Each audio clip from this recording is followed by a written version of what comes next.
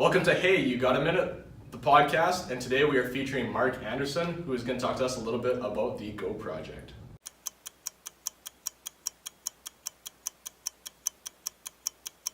So Mark and I go way back, before Snapchat, before Instagram. It was probably grade 1 and 2 when we were playing little tyke soccer. Mm-hmm. Mark was definitely the goal scorer, and I was definitely hiding in the bushes or picking dandelions and flowers. So It was a Jordan Pippen type it's a role. Jordan Pippen type role, exactly. So it's always nice to hang out with Mark, and we went from Lakeridge days to Evan Hardy days, and then here to USask, and now we're entering adulthood, which is a scary time. Very scary. But again, if the first 13 years went well, I think we'll be able to keep this going. We're in a good spot. Yeah, We'll be absolutely. So tell me about this Go Project. What's kind of the idea of it? How'd you get involved? Let's go for it. Absolutely. Well, first of all, I want to thank you for being here. It's really an honor. Like you said, we go way back, so we don't cross paths as much anymore, but I've always been watching and supporting from afar, so it's exciting to see you've gotten this up off the ground and running. But yeah, the Go Project's this really cool not-for-profit organization that I work with. We're based in Toronto, but we do programs across Canada for children and youth. And the focus of these programs is kind of helping young people identify and develop the unique skills and abilities they have and recognize how they can create positive change in the world using those gifts that they've been given, all kind of serving as the hands and the feet of God in the communities they interact with.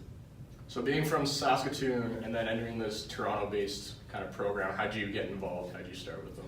Yeah, the minister at my home church, which is McClure United, attended the Go Project as a volunteer leader. Knowing that I like working with kids and I'm always up for a bit of an adventure, she suggested I apply back in 2014. So I had the opportunity to go to St. John's and go to Halifax, work with youth there. And since then, I've been with Go in a number of different capacities. And it's just over the last couple summers that I've been based in Toronto. So what would you consider your role, or what are your multiple roles or tasks within the Go Project? Yeah, so right now my official title is animator, and if you don't know what that means, it's okay because really I don't either. But my focus has just been expanding and building the vision and the reach of Go. And over the last couple months, I've been contacting churches across Saskatchewan and Alberta because we're bringing our children's adventure camps to Saskatchewan, Alberta for the first time this summer.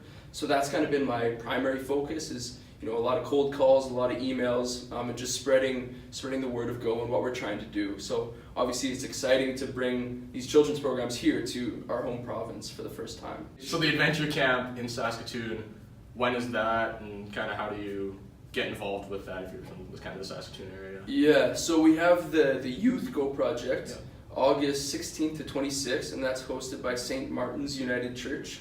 But then we also have 2 of those children's adventure camps.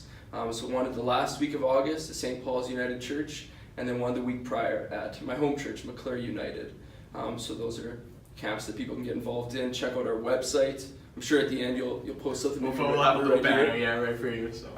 So check out our website or shoot us an email and ask some questions. But we'd love to have more people from Saskatoon involved. So the children's camps, obviously, we're looking for local kids, grades kind of 2 to 7 is our age range for that younger group. But older kids, ages 13 and up, can go anywhere across Canada. I kind of want to help them recognize that everyone has these unique skills and gifts that no one else has and no one else can replicate.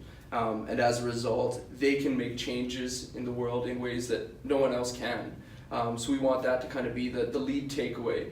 And regardless of faith background, or even if you're not really sure what you believe in, we want everyone to be able to feel welcome and feel involved in our programs. So again, just doing a lot of volunteer work and learning in the communities, kind of identifying areas of need, different ways that we can make changes in the own communities that we belong to when we leave the Go Project and go back home. What's kind of the skills that you've picked up, or kind of things that you're most proud of in that 5 years working with them? Good question. I think a lot of it is just the intangibles, the connections that I've been able to build, and the people I know and the networks that I've built, especially with young people. There's so many incredible teenagers and children across the country, so it's been an honor to connect with them and see them grow and build in community. So largely it's the relationships, but I've really grown in my ability to lead, I think, become a better leader and someone who can lead by example. I've never been really like the rah-rah type. I know you're not necessarily that guy either, but to be able to lead by example and try to set a standard for those around you.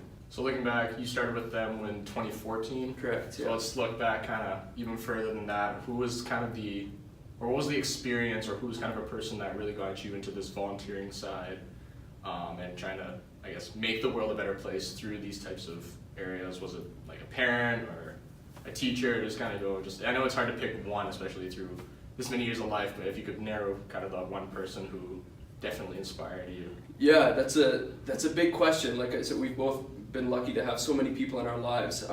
But I'd be remiss if I didn't give credit to my parents.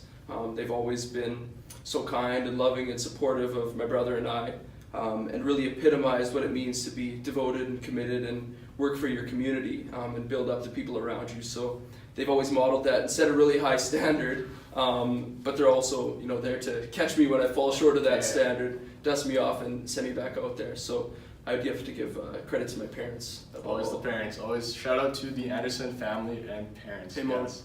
So Mark, what would kind of be your ultimate dream or goal with this Go project that you're working on?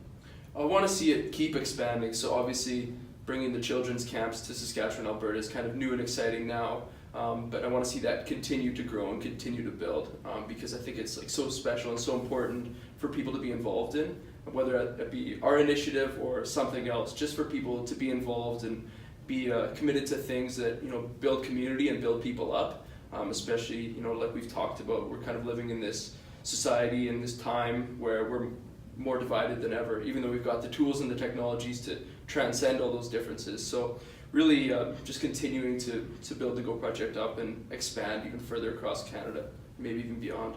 Thanks to Mark Anderson for joining the podcast today. If you want to contact Mark Anderson about the Go project, where can we find some information? Well, I'd suggest hitting up their website, which is www.thegoproject.ca. Our email is thegoproject@islingtonunited.org. I'll get back to you as soon as I can.